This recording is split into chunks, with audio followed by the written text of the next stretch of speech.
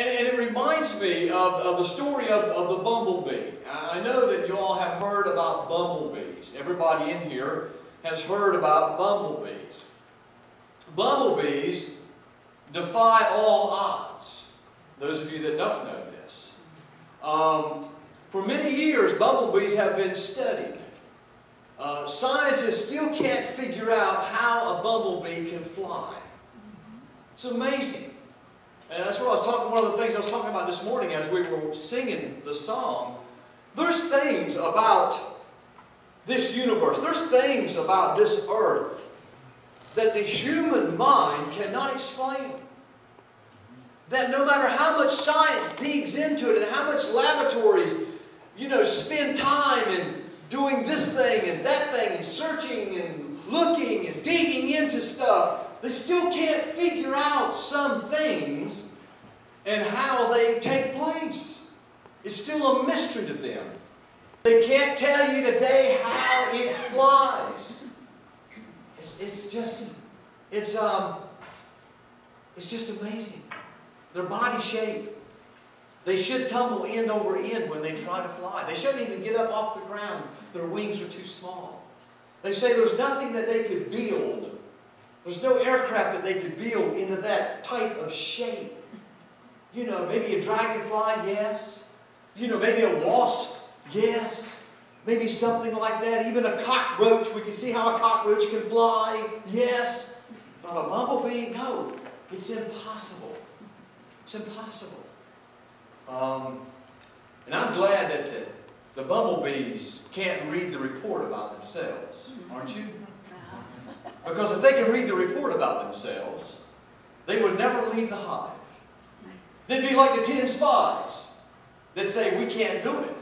If they began to listen to the report about themselves and how that other people see them, one bumblebee says to the other, hey, they just discovered we can't fly.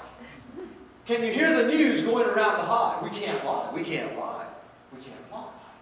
The buzz would be all through the hive. We can't fly. And then they would just fold up their wings and sit in the hive until they starved to death.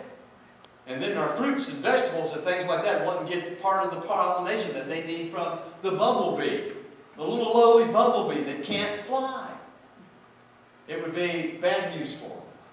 Bad news, they would just die out because they would all of a sudden, they would discover that, we really can't do this. What are we trying to do? It'd be like the 10 spies. We can't go over and take the land. But there was something about the bumblebees, and there was something about those 10 spies that set them apart from everything else. Because within the bumblebee, there was a voice of God in the DNA of the bumblebee. Now, I'm not saying that the bumblebee hears an audible voice of God and it tells them to fly and do this. I'm not saying that. But it's a voice of God. It's the power of God that God places into their DNA that tells them, don't worry about what the scientists say. Forget about the laboratories. Don't worry about all of that. You just go from flower to flower to flower and do what I tell you to do.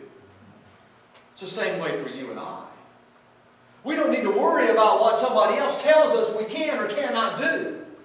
We just need to hear the voice of God speaking to us, trying to get us to come to that place of discovering what our DNA is all about, and it is about finding the destiny of God for our lives.